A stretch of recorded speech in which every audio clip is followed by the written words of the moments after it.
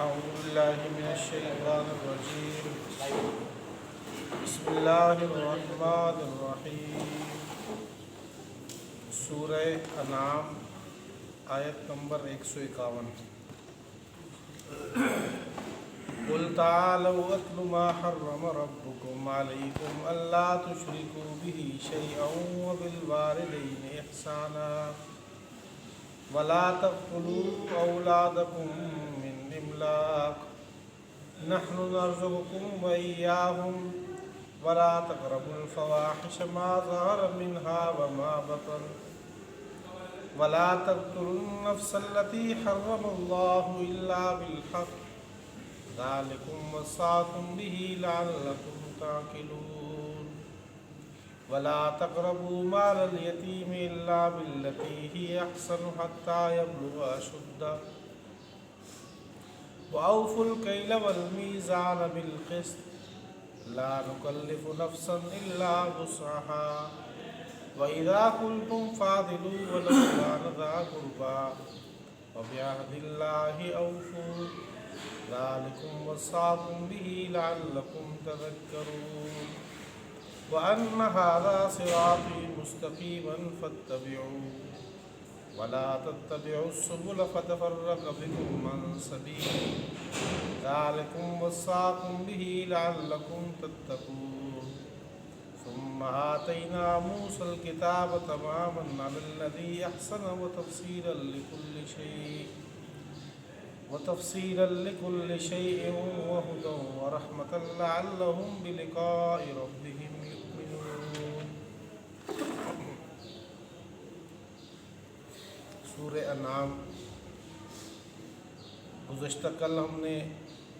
2 مضمون پڑھے تھے۔ ایک قل لا اجد فیما اوحی الی محرما علی طاعم یطعمہ الا ان یکون میتۃ او دما مسفوحا، کہ جس میں اللہ جل شانہ نے یہ فرمایا تھا کہ یہ جو مشرکین اپنی طرف سے جانور خود ساختہ حرام کر رہے ہیں وہ حرام نہیں ہے، البتہ کچھ اور چیزیں حرام ہیں جیسے کہ میتہ، مردار، دم مسفوح اور لحم خنزیر وغیرہ۔ دوسرا مضمون تھا کہ سیقول الذین اشرکوا لو شاء اللہ ما اشرکنا ولا آباؤنا، مشرکین کا یہ اعتراض کہ اگر ہم شرک میں مبتلا ہیں اور ہمارا یہ فعل اللہ کو پسند نہیں ہے تو یہ تو ہمارے آباء و اجداد سے سلسلہ آ رہا ہے، صدیوں سے چلتا آ رہا ہے، اگر اللہ کو یہ پسند نہیں ہے تو اللہ اس کو بند کیوں نہیں کرتے، اس شرک کو ختم کیوں نہیں کرتے؟ اس کی جوابات بھی کل ہو گئے تھے۔ آج کی جو آیات ہیں اس میں کچھ احکام کا ذکر ہے۔ ہم نماز میں ہر رکعت کے اندر پڑھتے ہیں اہدنا الصراط المستقیم، اے اللہ ہمیں سیدھا راستہ دکھا ہے۔ تو وہ سیدھا راستہ کون سا ہے؟ تو وہ خود اللہ جل شانہ یہ کچھ احکام بتائے ہیں کہ آپ ان پر عمل کریں۔ کچھ چیز ایسی ہیں جس کے اللہ تعالیٰ نے روکا ہے کہ آپ یہ کام مت کریں، اور یہ سارے احکام بتانے کے بعد اللہ جل شانہ نے یہ ارشاد فرمایا کہ وَأَنَّ هَذَا صِرَاطِي مُسْتَقِيمًا فَاتَّبِعُوهُ، یہ ہے میرا صراط مستقیم، سیدھا راستہ، اس کی اتباع کرو۔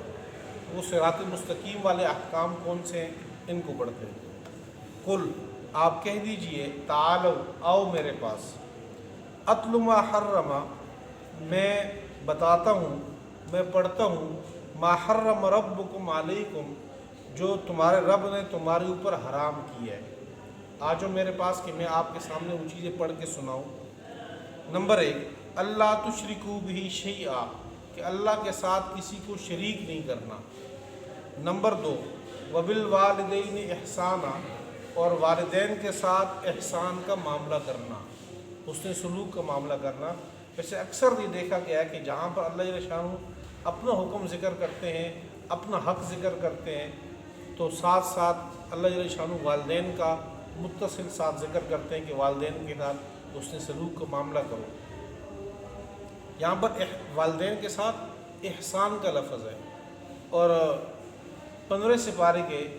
جو تیسرا رکوع ہے اس میں اللہ جل شانہ نے بہت وضاحت سے کہا ہے کہ इम्मा यब्लुगन्ना इंदकल किबर अहदुहुमा औ किलाहुमा फला तकुल लहुमा उफ वला तनहरहुमा वकुल लहुमा कौलन करीमा वख्फिद लहुमा जनाह ज़ुल्ल मिनर रहमा वकुर रब्बिरहमहुमा कमा रब्बयानी सगीरा। अपने वालिदैन के लिए हर नमाज के बाद दुआ करनी, रब्बिरहमहुमा कमा रब्बयानी सगीरा, कि अल्लाह इनके ऊपर ऐसे रहम कर जैसे कि बचपन में मेरी इन लोगों ने परवरिश की, मैं कमज़ोर था तो ये मेरे लिए जो है वो अपने आप को थकाते थे, मेरे लिए खपते थे, और अब जब वो कमज़ोर हैं तो आप उनके ऊपर अपनी खुसूसी इनके ऊपर रहम फरमा। और वालिदैन बावजूद इसके कि जितनी सख्ती करें तब भी उनको उफ़ न करना। यहाँ पर देखें वबिल वालिदैन एहसाना, वालिदैन के साथ एहसान का मामले का जिक्र है। ये नहीं जिक्र है कि आप वालिदैन के साथ इंसाफ करो, जैसे वो करते हैं उसके साथ बराबरी का सलूक करो, नहीं, बल्कि एहसान का लफ्ज़ है कि उनके साथ जितना वो कर रहे हैं उससे ज़्यादा आप करो उनके साथ। वला तक़्तुलू औलादकुम मिन इमलाक, दूसरी तरफ वालिदैन को ये कहा गया कि आप अपनी औलाद को भूख के डर से कत्ल न करो। मिन इमलाक, भूख के डर से, कि आप बच्चे को या तो दुनिया में आने ही नहीं देते, माँ की पेट से ही आप उसको ज़ाया कर देते हो, या दुनिया में आकर भी उसको जो है ना उसकी ज़िंदगी ख़त्म करने के चक्कर में हो कि हम इसको खिलाएंगे कहाँ से। तो जिस रूह ने आना है, जिस तरीके से आना है, अल्लाह वो लेकर आते हैं। खिलाने की ज़िम्मेदारी तो अल्लाह ताला की है कि अल्लाह फरमाते हैं 12वीं सिपारे की पहली आयत है, वमा मिन दाब्बतिन फिल अर्ज़ इल्ला अलल्लाहि रिज़्क़ुहा, कि ज़मीन के ऊपर जो भी चौपाया है उसके रिज़्क़ की ज़िम्मेदारी गारंटी अल्लाह ताला के ज़िम्मे है। तो ख़ुद वालिदैन को भी अल्लाह ही रिज़्क़ दे रहे हैं, तो जो औलाद पैदा होगी साथ अपना रिज़्क़ साथ लेके आएगी। नहनु नर्ज़ुकुकुम व इय्याहुम, हम तुम्हें भी रिज़्क़ देते हैं और उनको भी रिज़्क़ देते हैं।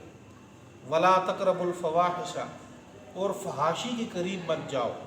मा ज़हर मिनहा,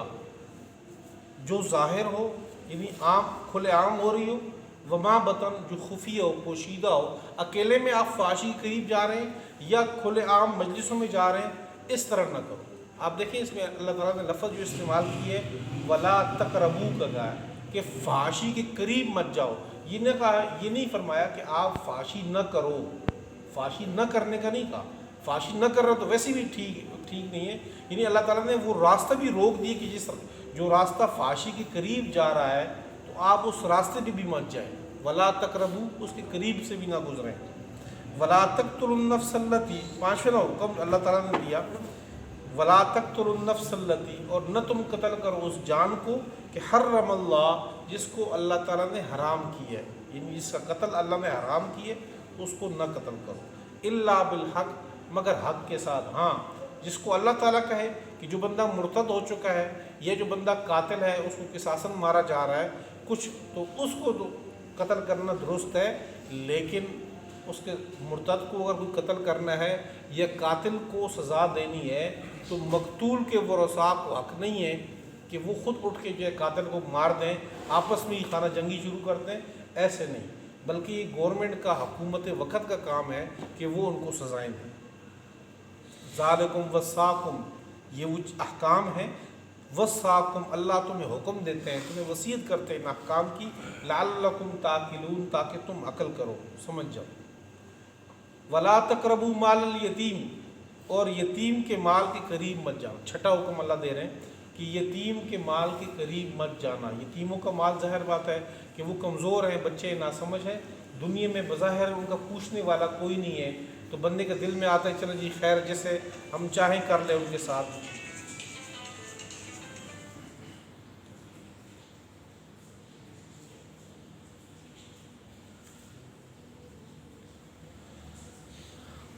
तो वला तक़रबू माल यतीम,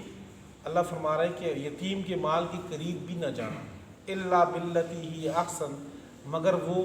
जो अच्छा तरीका है, बेहतर रास्ता है, यानी यतीम के माल को अपने साथ मिलाते हो। तो जो पिछले 5वें सिपारे में वो अहकाम गुज़रे हैं, 4थे सिपारे के आखिर में, तो वो तरतीब है जो अल्लाह ताला दे रहे हैं कि अगर उस तरतीब पे आप अपने यतीमों के माल को अपने माल के साथ मिलाते हो कि जिसमें तुम्हारी ये गरज नहीं है कि तुम यतीम का माल खाना चाहते हो, बल्कि अपनी आसानी के लिए कर रहे हो, तो ठीक है, उसकी गुंजाइश है। हत्ता यबलुग अशुद्दा, यहाँ तक कि वो अपनी जवानी को पहुँच जाए। وَأَوْفُوا الْكَيْلَ وَالْمِيزَانَ بِالْقِسْطِ،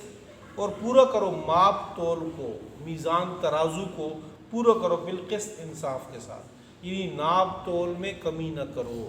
ناپ تول کی کمی ایک تو بالکل سامنے کی بات ہے کہ خرید و فروخت کا معاملہ ہے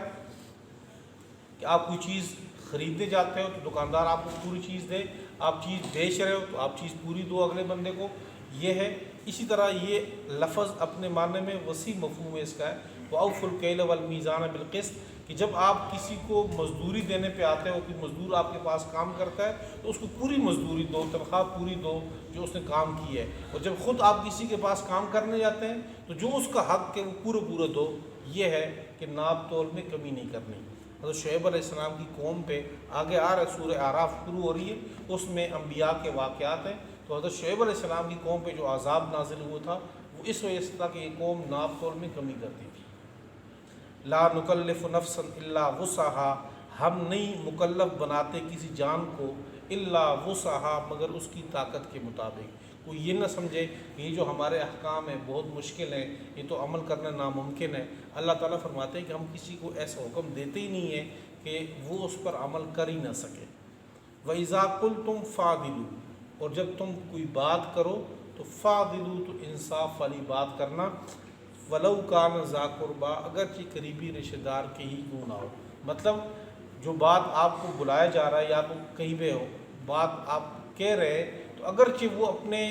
رشتہ دار پہ، اپنی آپ پہ، والدین پہ بھی زد پڑ رہی ہے، اپنے بھائی کے خلاف بھی، تو بھی آپ نے حق کی بات کرنی ہے کہ حق راستہ جو آپ بات ہے، کسی جگہ پہ بھی بات کرنی پڑ جاتی ہے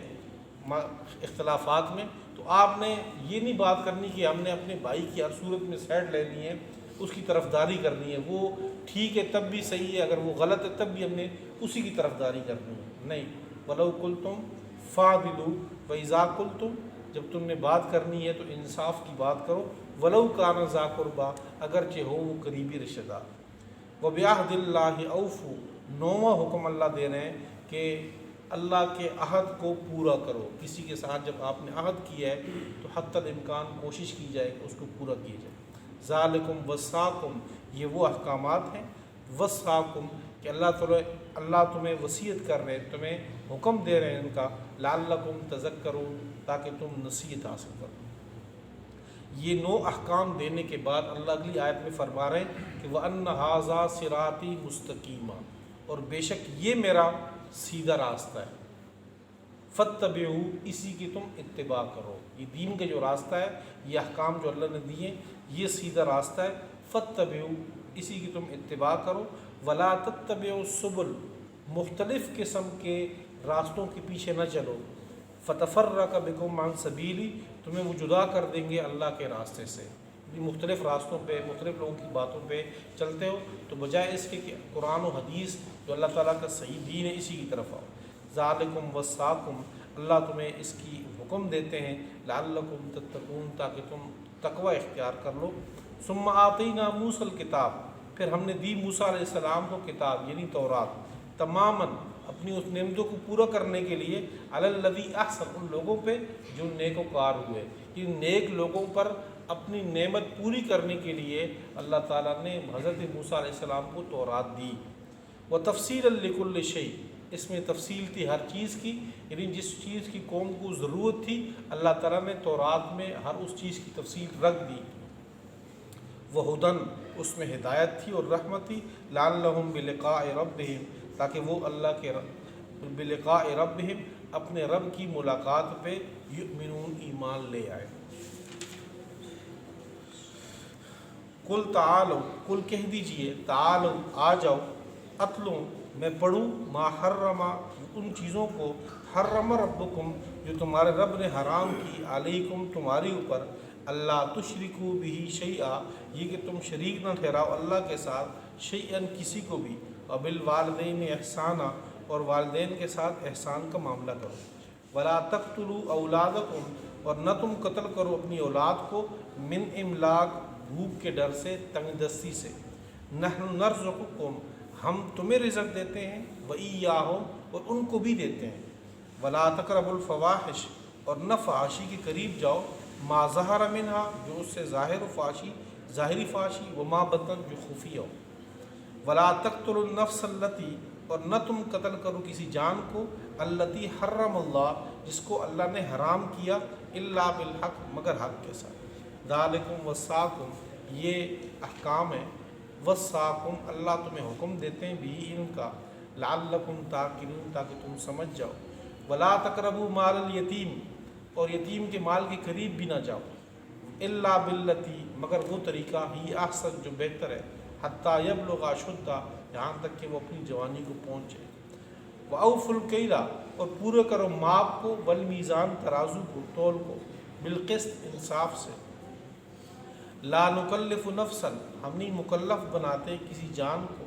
الا وسعہا، مگر اس کی طاقت کے مطابق، وَإِذَا قُلْتُمْ، اور جب تم بات کرو، فَعْدِلُوا، تو انصاف سے کرو، وَلَوْ كَانَ ذَا قُرْبَىٰ، اگرچہ وہ قریبی رشتہ دار ہی، وَبِعَهْدِ اللَّهِ أَوْفُوا، اور اللہ کا عہد کو، اوفو، پورا کرو، ذالکم، یہ احکام، وصاکم، اللہ تمہیں حکم دیتے ہیں بھی ان کا، لعلکم، تاکہ تم تذکرون، نصیحت حاصل کر لو، وَأَنَّ هَٰذَا صِرَاطِی، اور بے شک یہ صراطی میرا راستہ ہے، مستقیما، سیدھا، فاتبعوہ، اسی کی اتباع کرو، ولا تتبعوا السبل، اور مختلف راستوں کے پیچھے نہ چلو، فتفرق بکم، تمہیں جدا کر دیں گے وہ، عن سبیلہ، اللہ کے راستے سے، ذالکم وصاکم، یہ اللہ تعالیٰ وصیت کرتے ہیں، لعلکم تتقون، تاکہ تم تقوی اختیار کر لو، ثم آتینا، پھر ہم نے دی موسیٰ، حضرت موسیٰ علیہ السلام کو، الکتاب، تورات، تماماً علی الذی، پورا کرنے نعمت کو، علی الذی، ان لوگوں پہ، احسن، جو نیکوکار ہوئی، وہ تفصیلا لکل شیء، اس میں تفصیل تھی ہر چیز کی، ہدایت تھی اور رحمت تھی، لعلہم، تاکہ وہ لوگ بلقاء ربہم، اپنے رب کی ملاقات پر، یؤمنون، ایمان لے آئے۔